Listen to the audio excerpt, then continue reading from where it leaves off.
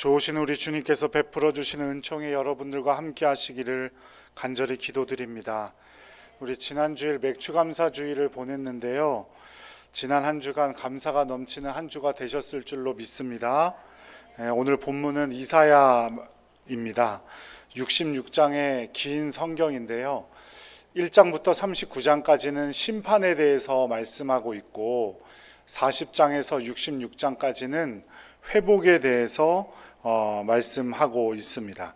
그런데 1장부터 39장에 나와 있는 심판도 조건이 있어요. 그러니까 하나님을 떠나면입니다. 하나님을 떠나면 심판을 받고 어려운 가운데서도 하나님과 함께하면 이스라엘을 회복시켜 주시겠다라는 것이 바로 하나님의 약속입니다. 그 중에서도 오늘 본문은 하나님의 예언을 담고 있는 내용이 아니라 하나님께서 우리의 대적들 가운데 우리를 지키신다라는 이사야 선지자의 고백인데, 그 대적들을 우리가 이길 수 있는 것이 바로 하나님의 도움이다라는 고백입니다. 그래서 오늘 본문의 부분을 많은 학자들은 종의 노래다 이렇게 부르곤 합니다. 오늘 말씀을 통해서 우리에게도 이와 같은 고백이 넘치기를 간절히 소망합니다. 오늘 먼저 말씀의 배경이 되는 50장 1절 말씀을 함께 읽어보도록 하겠습니다. 나 여호와가 이같이 말하노라. 내가 너희의 어미를 내보낸 이혼 증서가 어디 있느냐? 내가 어느 체주에게 너희를 팔았느냐? 보라, 너희는 너희의 죄악으로 말미암아 팔렸고 너희의 어머니는 너희의 배역함으로 말미암아 내보냄을 받았느니라. 아멘. 그러니까 자신의 처지가 쫓겨난 아내, 또 팔려간 자식과 같다고 생각한 이스라엘 백성들은 모든 원인이 하나님께 있다고 생각하고 하나님께 불평하고 불만하고 있던 와중이었어요. 그래서 그때 하나님께서 이스라엘 백성에게 이렇게 말씀하시는 거죠. 그게 나 때문이 아니라 누구 때문이다? 너희들 때문이다. 하나님께서 너무 잔인하고 혹독하게 심판하시는 것이 아니라 너희의 잘못이 그만큼 큰 것이다. 자신들의 죄와 실수는 생각하지도 않고 모든 책임을 하나님께 돌리고 하나님께 불평과 불만을 하고 있었던 것이죠. 하나님께서 얼마든지 도와주실 수 있는데 의도적으로 도와주시지 않았다고 생각하고 불평과 불만을 늘어놓고 섭섭한 마음만 내놓고 있었던 겁니다. 하지만 하나님께서 이스라엘 백성들을 돕지 않으신 것이 아니지요. 그들이 깨닫지 못하고 있었을 뿐입니다. 하나님께서는 우리를 포기하지 않으시고 버려두지 않으시는 줄로 믿습니다.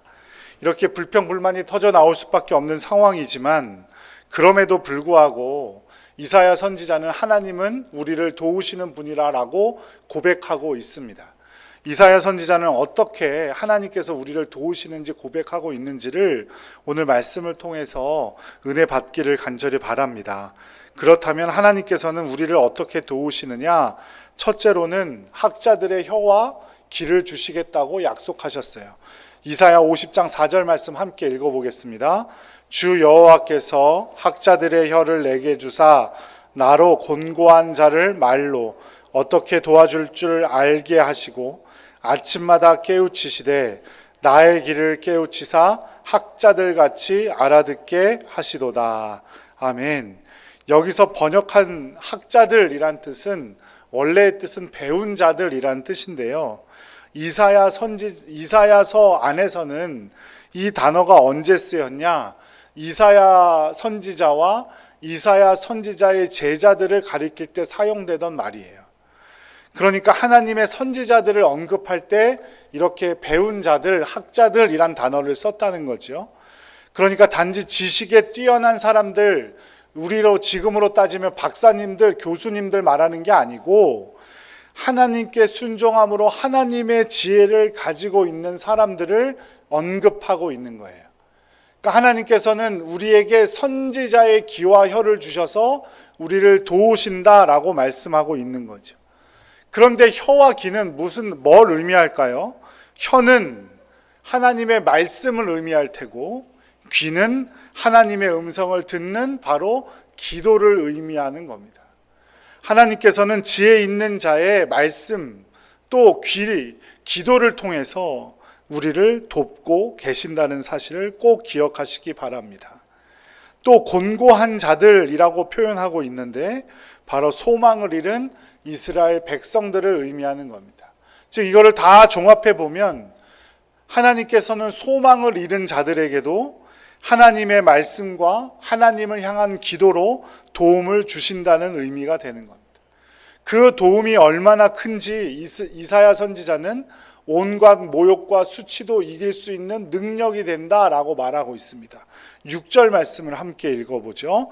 나를 때리는 자들에게 내 등을 맡기며 나의 수염을 뽑는 자들에게 나의 뺨을 맡기며 모욕과 침뱉음을 당하여도 내 얼굴을 가리지 아니하였느니라. 그런 수치와 모욕 가운데도 얼굴을 가리지 않을 만큼 하나님께서는 나를 도와주신다라는 의미입니다. 소망을 잃은 나에게 말씀을 주시고 나에게 기도할 수 있는 믿음을 주셔서 온갖 극심한 고난과 수치 가운데서도 얼굴을 가리지 않고 견딜 수 있는 도움을 주신다 이 말입니다. 로마서 8장 26절 말씀 함께 읽어보죠. 이와 같이 성령도 우리의 연약함을 도우시나니 우리는 마땅히 기도할 바를 알지 못하나 오직 성령이 말할 수 없는 탄식으로 우리를 위하여 친히 간구하시느니라. 아멘. 성령님께서 지금 이 순간도 말할 수 없는 탄식으로 저와 여러분을 위해 기도해 주시는 줄로 믿습니다. 제가 전에 교회에서 청년부를 담당했을 때 앞이 너무 막막했어요. 왜냐하면 한 번도 청년 사역에 관심을 갖지를 못했거든요. 그래서 어떻게 하면 좋을까 생각하다가 당시 서울에서 부흥한다는 청년부들을 다 돌아다니기 시작했어요. 목사님을 만나고 또 그 교회에서는 어떤 프로그램을 하는지 다 일일이 꼼꼼하게 체크를 해와서 그 프로그램들을 제가 섬기는 교회에 시작하려고 했어요. 그리고 시작도 했고요. 그런데 1년 동안 청년부에 아무런 변화가 없는 겁니다. 숫자가 늘지도 않고 그렇다고 사람들이 더 뜨거워지는 것도 아니고 그게 얼마나 스트레스가 되었는지 의료 선교하는 일과 겹쳐졌을 때 구안아사라는 병을 앓게 됐어요. 구안아사가 뭔지 아시죠? 입이 돌아가는. 그래도 포기할 수 있는 것도 아니고 병을 고치고 다시 돌아와서 다시 사역을 시작하였을 때 제가 갖고 왔던 프로그램들을 다 거두어 드렸습니다. 다 하지 않았어요. 다 멈추었고 오로지 딱 하나 한 것이 첫 달이 아니라 매달 첫 날부터 7일 동안 아침에 출근하기 전에 학교 가기 전에 청년들과 모여서 기도하는 일이었습니다. 세일의 기도회라고 해서 함께 기도했어요. 예배에 더 많은 관심을 쏟게 하고 청년들에게 어떻게 하면 말씀을 더 가까이 할 수 있을까? 말씀을 가까이 할 것을 말씀을 통해 강조하고 또 강조했습니다. 오히려 프로그램을 하던 때보다 30명 정도 모였던 청년부가 갑절 이상 부흥하게 되었고 여의도 순복음교회에서 운영하는 잡지사에서 부흥하는 청년부라고 해서 취재까지 오게 되었어요. 일부 예배 때는 이렇게 하니까 아멘도 해주시던데 우리 도움이 하나님께서 주신다고 믿는 사람은 기도하고 말씀을 가까이 하는 줄로 믿습니다. 우리에게 프로그램이 없어서 우리에게 좋은 것이 없어서 우리 교회가 재정적으로 넉넉하지 않아서 하나님께서 우리에게 도움을 주시지 않는 게 아니에요. 우리가 기도하고 말씀을 가까이 할 때 오직 주님께서 우리에게 도움을 더하실 줄로 믿습니다. 물론 지금도 하나님께서 우리를 도우시는 줄로 믿습니다. 시편 122편 1절 말씀 함께 읽어보겠습니다. 나의 도움은 천지를 지으신 여호와에게서로다. 우리의 도움은 오직 하나님께로부터 옵니다. 그래서 기도를 성도들의 특권이라고 하는 겁니다. 기도는 성도들의 의무가 아니라 믿는 자들만 할 수 있는 특별한 권리입니다. 아무리 믿지 않는 사람에게 기도해라 해보세요. 기도를 하나? 기도하지 않습니다. 그게 기도해서 되냐고 아무리 우리를 오히려 핍박하죠. 기도 응답을 체험한 사람은 기도하지 말라고 기도하고, 기도하지 말라고 해도 기도하고, 아무리 불가능한 일을 앞에 두고도 기도합니다. 저도 교인들 가정에 신방을 하러 갈 때, 교인들 만나러 갈 때 꼭 기도합니다. 좋은 만남 되게 해주시고 성령님 도와주셔서 이 가정의 필요를 잘 알 수 있도록, 그래서 제가 더 많이 기도할 수 있도록 도와주세요 라고 기도하죠. 그런데 목사도 사람인지라 바쁘다 보면 기도를 까먹을 때도 있고 놓쳐버릴 때도 있습니다. 그러면 여지없이 뭔가 대화가 잘 되지 않고 막히는 느낌을 받고 성도들의 말씀에 저도 잘 집중을 하지 못하는 경우들이 있어요. 기도로 주님께 도움을 요청하는 여러분들 되시기를 간절히 바랍니다. 반드시 주님께서 응답하실 줄로 믿습니다.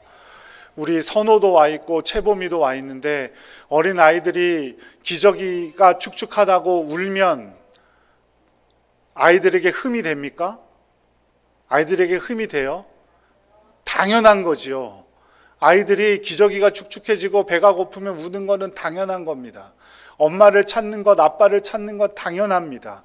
그런데 우리는 아버지 하나님을 찾는 것을 뭔가 내가 부족한 사람인 것처럼 느끼고, 혹은 내가 힘이 없어서 찾는 것처럼 느끼고, 하나님의 능력을 내 스스로 한계 짓고 하나님도 이것만큼은 할 수 없을 거야 라고 착각하는 경우들이 많지 않은지 우리의 삶을 돌아보아야 합니다. 우리가 기도하지 않는 이유 아주 단순합니다. 내가 하나님의 능력을 믿지 못하기 때문이에요. 나는 내 스스로 잘할 수 있을 거라고 착각하며 살아가기 때문에 기도하지 않는 겁니다.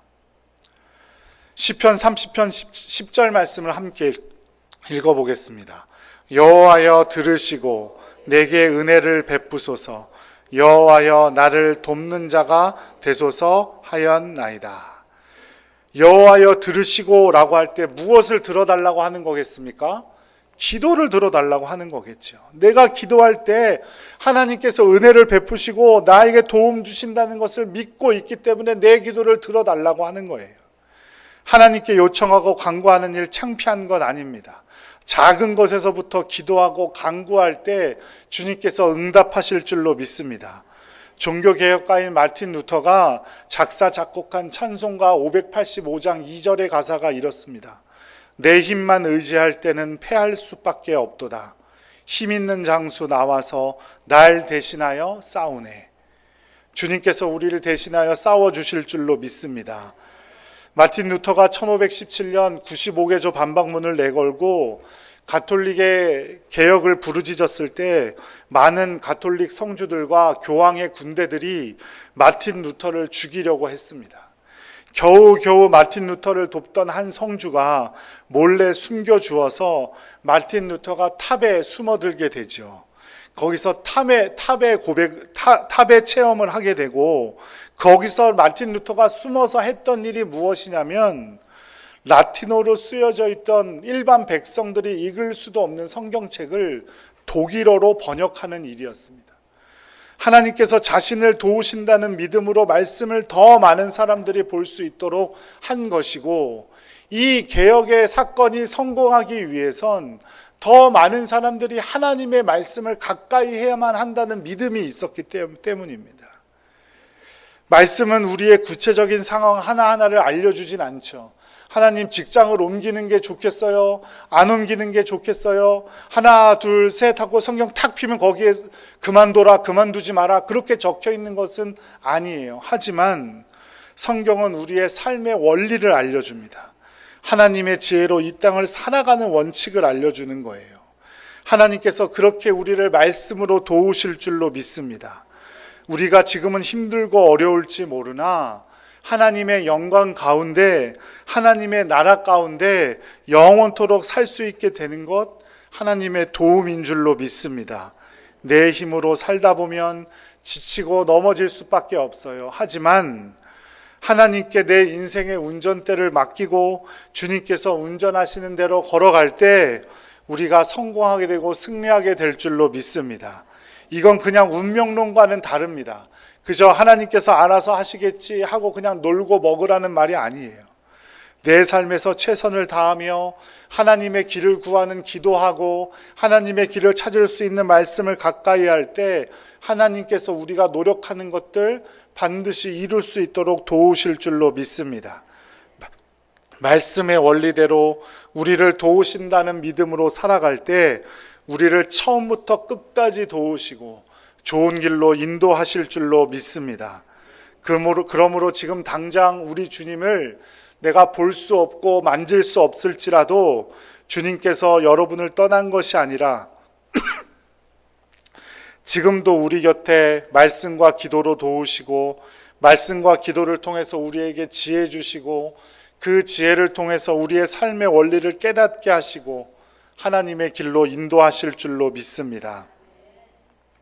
세상에는 두 가지 종류의 새가 있다고 합니다. 첫째는 자기 날개짓으로 나는 새가 있습니다. 참새, 까치 이런 것들이 있겠죠. 둘째는 바람의 힘으로 나는 새가 있습니다. 커다란 독수리, 갈매기, 기러기 이런 새들이죠. 어느 새가 멀리 납니까? 여러분 생각하기에 어떤 새가 높이 날 수 있는 것 같으세요? 자기의 날개짓을 하는 새예요? 아니면 바람을 타는 새예요? 바람을 타는 새들입니다. 사람도 마찬가지입니다. 자기의 힘으로 살아가려는 사람은 멀리 갈 수 없고 높이 갈 수 없습니다. 하지만 하나님의 은혜의 바람을 타려고 하고 하나님의 도우심으로 살아가는 자들은 멀리 가고 높이 날 줄로 믿습니다. 두 번째, 하나님은 우리를 대적 가운데 지키셔서 수치를 당하지 않도록 도와주시는 분임을 믿으시기 바랍니다. 하나님은 절대 우리가 믿지 않는 사람들에게 수치를 당하도록 내버려 두시지 않습니다. 이사야 50장 7절 말씀 함께 읽겠습니다. 주 여호와께서 나를 도우심으로 내가 부끄러워하지 아니하고 내 얼굴을 부실돌같이 굳게 하였으므로 내가 수치를 당하지 아니할 줄 아노라. 아멘. 내가 잘하기 때문이 아니라 주 여호와께서 나를 도우심으로 내가 수치를 당하지 않을 줄로 믿습니다.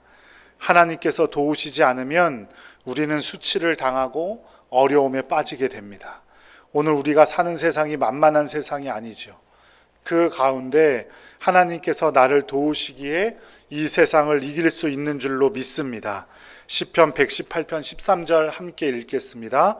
너는 나를 밀쳐 넘어뜨리려 하였으나 여호와께서 나를 도우셨도다. 그러니까 넘어졌다는 말이에요? 안 넘어졌다는 말이에요? 안 넘어졌다는 말이죠. 어느 시대든지 우리의 적들이 있고 경쟁자들이 있고 나를 밀쳐 쓰러뜨리려는 사람이 있어요. 하지만 하나님의 도우심으로 우리가 넘어지지 않고 쓰러지지 않을 줄로 믿습니다. 그런데 왜 많은 사람들이 어려움 가운데 하나님을 만나게 될까요? 평소에는 잘 못 만나가도 어려움 당하면 만나잖아요. 왜 그럴까요? 그제서야 하나님을 찾기 때문이에요. 하나님을 찾으니 그제서야 하나님을 찾아주시니 만나서 그렇습니다. 그러니 평소에도 아무 일 없을 때도 하나님을 찾고 하나님께 능력을 구하는 여러분들 되시기를 간절히 축복합니다. 그때 반드시 하나님께서 우리를 도우셔서 우리가 어떤 수치와 어떤 모욕도 당하지 않도록 만들어 주실 줄로 믿습니다. 로마 제국이 한참 기독교를 박해할 때에 펠릭스라는 교회 지도자가 있었습니다. 군인들을 피해서 산속 동굴로 도망을 갔죠. 그런데 로마 군인들이 그곳까지 어떻게 알고 굴 앞까지 찾아온 거예요. 펠릭스는 이제 꼼짝없이 죽게 되었습니다. 그래서 펠릭스는 하나님께 기도했습니다. 하나님, 나를 도와주십시오. 나를 살려주십시오. 그 순간 큰 거미가 한 마리 나타나더니 동굴 입구에 거미줄을 치기 시작하는 겁니다. 그러자 쫓아온 군인들이 거미줄이 쳐 있는 것을 보고 이 동굴 안으로 사람이 들어갔을 거라고 생각했을까요? 안 들어갔을 거라고 생각했을까요? 안 들어갔을 거라고 한 겁니다. 거미줄이 입구에 쫙 쳐져 있으니까. 그래서 그렇게 판단하고 다른 곳으로 가서 이 펠릭스라는 사람이 목숨을 구했다는 겁니다. 이처럼 하나님께서는 거미를 이용해서라도 우리를 어려운 가운데서 건져주시고 도와주심을 믿으시기 바랍니다. 이 사건 이후에 펠릭스는 이런 유명한 말을 남깁니다. 하나님이 함께 하시고 도와주시면 거미줄도 어떤 철문보다 강하다. 하나님이 도와주실 때 우리의 작은 능력, 우리의 보잘것없는 능력도 어떠한 능력보다 강하게 될 줄로 믿습니다. 주와 함께 하라라는 자서전을 쓰셔서 베스트셀러의 작가가 되신 최의숭 목사님이란 분이 계십니다. 이분은 충남 보령의 가난한 집에 태어나서 거기서 농업고등학교를 나오시고 어렵게 건국대학교 전체 수석으로 입학하게 되고 너무나 집이 가난해서 어렵게 졸업까지 하신 분입니다. 그래서 그리고 나중에 삼성이라는 회사에 입사하게 되고 퇴사 후 데이테크라는 회사를 만들어서 사장님이 되시기도 하고 또 박사 그 논문이 패스되어서 박사 학위를 받고 교수님이 되기도 하시고 화양교회 장로님이 되셨다가 나중에는 목사님이 되신 분이에요.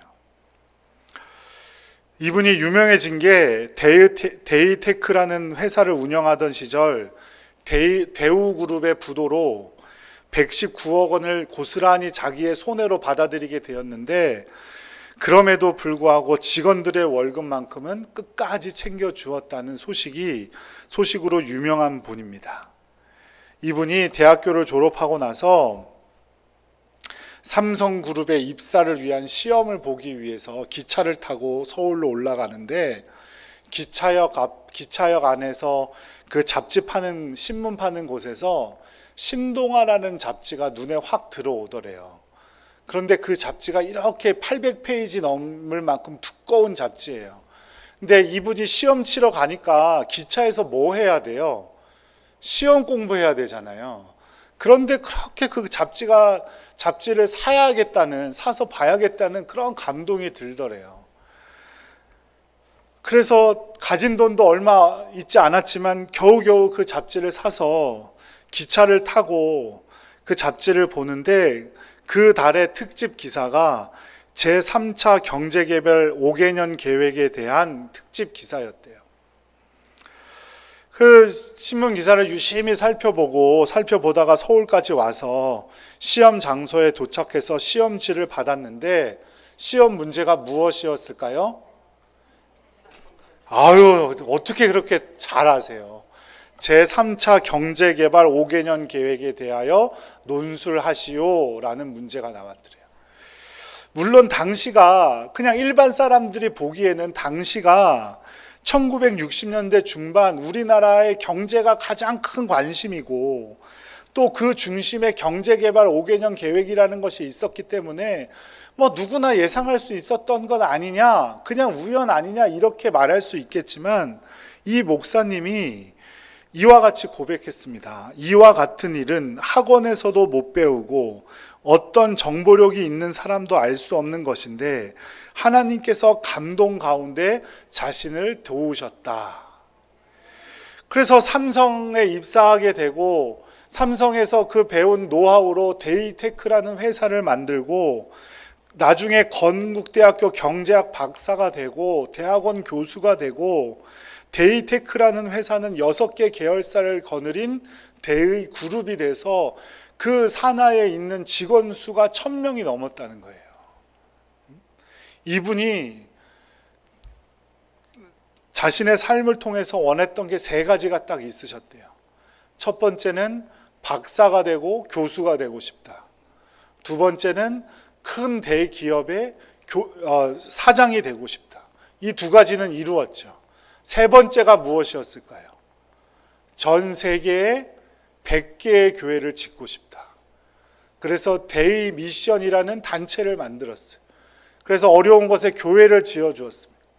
그런데 안타깝게도 95개까지밖에 하지 못하고 올 3월에 돌아가셨어요. 하지만 하나님께서 분명한 것은 하나님의 도우심을 믿고 고백하는 자들에게 필요한 도움을 주시고 능력을 주신다는 사실임을 꼭 기억하시기 바랍니다. 가난하다고 배우지 못했다고 그것이 우리에게 수치가 되지 않습니다. 왜요? 하나님께서 우리를 도와주시기 때문이에요. 우리가 간절히 바라는 것도 이루게 하시고 놀라운 축복을 경험하게 하실 줄로 믿습니다. 마지막으로 세 번째, 하나님께서는 우리를 어떻게 도우시느냐? 우리를 의롭게 여겨주심으로 우리를 도우십니다. 50장 8절 말씀 함께 읽어보도록 하겠습니다. 나를 의롭다 하시는 이가 가까이 계시니 나와 다툴 자가 누구냐? 나와 함께 설지어다. 나의 대적이 누구냐? 내게 가까이 나올지어다. 저나 이 자리에 앉아 계신 어떤 분들도 스스로 하나님의 의에 이룰 수 있는 분은 단 한 사람도 없습니다. 하지만 예수님께서 십자가에서 죽으심과 3일 만에 부활하심으로 우리를 의롭게 여겨주신 줄로 믿습니다. 여기서 절대로 착각해서는 안 되는 것은 우리가 의롭게 된 것이 아니라 우리를 의롭게 여겨주신 거예요. 우리는 의로운 사람이 아닙니다. 오늘 아침 교회를 나오면서부터 이미 우리는 죄를 지었을지 몰라요. 하지만 그럼에도 불구하고 하나님께서는 오래 참으심으로 우리를 의롭게 여겨주셨습니다. 그래서 어떤 사람도 우리를 정죄하지 못하게 하셨어요. 우리를 정죄하고 심판할 수 있는 분 누구뿐이에요? 하나님뿐이에요. 우리도 그렇잖아요. 내 자녀가 아무리 잘못을 했다고 하더라도 옆집 아줌마 아저씨한테 야단 맞으면 기분 좋아요, 나빠요? 기분 좋아요, 나빠요? 나쁘죠. 내 새끼가 남한테 욕먹고 오면 싫어요. 내 부하 직원이 다른 아무리 상관이라도 옆에 부서 부장한테 욕먹고 오면 싫은 거라고요. 하나님은 안 그러시겠어요? 그래서 하나님은 우리를 의롭게 여겨주시고 우리 다른 어떤 것도 다른 그 누구도 우리를 정죄하지 못하도록 욕하지 못하도록 만들어 주셨다는 거예요. 사도 바울은 로마서 8장 1절에서 이렇게 고백합니다. 함께 읽겠습니다.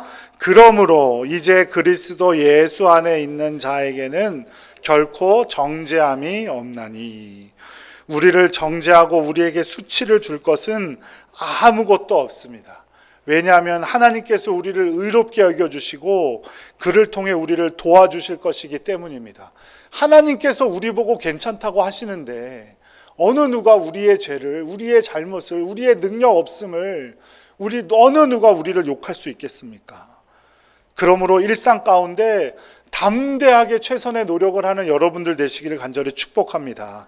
하나님께서 우리를 의롭게 여겨주시는데 누가 나를 죄인이라고 할 수 있겠습니까? 내가 할 수 있을까가 아니라 하나님이 도우신이 되는 것이고 이게 되겠어가 아니라 하나님이 도우신이 된다는 믿음으로 일상생활에 최선을 다하는 여러분들 되시기를 간절히 바라요. 하나님이 도우시는데 이 땅에 불가능한 일은 없습니다. 요즘 말로 꽂혔다고 하죠. 제가 요즘 너무 관심 있게 보는 말씀이 있어요. 지난주에도 제가 말씀드렸는데 여리고성에 관련된 말씀이에요.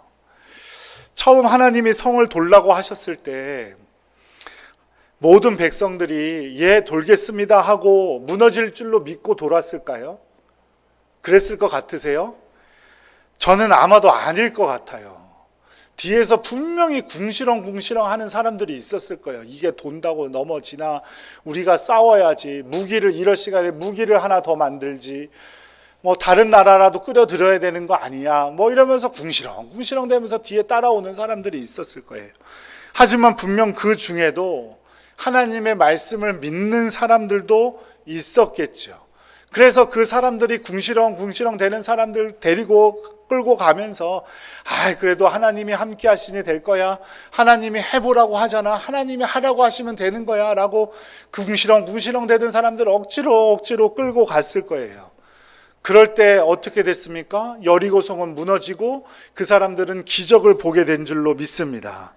하나님의 도우심이 아니라면 달리 말할 방도가 없는 거예요. 이거는 이처럼 우리도 주님의 도우심을 믿으면서 우리 주변에 있는 믿음이 연약한 사람들, 야, 이게 되겠어 라고 고백하는 사람들을 도우면서 일상생활 속에 최선을 다해 갈 때 주님께서 우리를 도우시고 우리가 원하는 것, 바라는 것 반드시 이루어 주실 줄로 믿습니다. 제가 군대는 다 처음 가죠. 군대에 가서 처음 휴가를 나왔다가 복귀를 하는 모습을 보시고 저희 어머니께서 나중에 말씀을 하셨어요. 영락없이 도살장에 끌려가는 소 같더라고. 눈만 껌뻑껌뻑 대면서 말도 못하고 먹지도 못하고 그러더래요. 그래서 이제 다음 휴가 나와서 이제 복귀를 하려고 하는데 그때 어머니가 용돈이랑 작은 메모지를 하나 주셨어요. 거기에 말씀 한 구절이 적혀져 있었고요. 제가 제대할 때까지 지갑에 잘 넣어놓고 힘들 때마다 꺼내보곤 하던 말씀이 있습니다. 이사야서 41장 10절 말씀이에요. 함께 읽겠습니다. 두려워하지 말라. 내가 너와 함께함이라. 놀라지 말라. 나는 내 하나님이 됨이라. 내가 너를 굳세게 하리라. 참으로 너를 도와주리라. 참으로 나의 의로운 오른손으로 너를 붙들리라. 아멘. 이 말씀이 사랑하는 여러분들에게도 큰 위로와 도움이 되기를 축복합니다.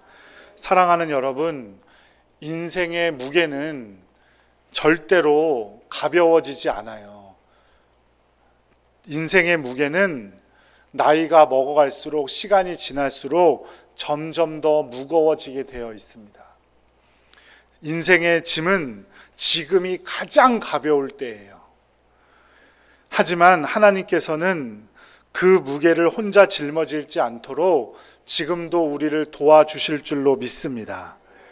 첫 번째는 어떻게 도와주신다고 하셨죠? 기도와 말씀으로 도와주시고, 대적들 가운데 수치를 당하지 않게 하심으로 도와주시고, 우리를 의롭게 여겨주심으로 도와주신다고 말씀하셨어요. 이거 잊어버려도 돼요.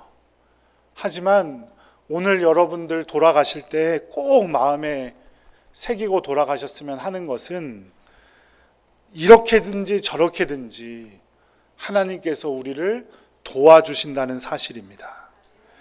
하나님이 우리를 도와주십니다. 그러니 어떠한 삶, 어떠한 환경, 어떠한 어려움 앞에서도 절대로 포기하지 마시고 낙심하지 마시고 하나님을 바라보는 여러분들 되시기를 간절히 축복합니다. 그 가운데 하나님께서 도우셔서 반드시 그 어려움들을 이겨낼 수 있을 줄로 믿습니다. 기도하겠습니다.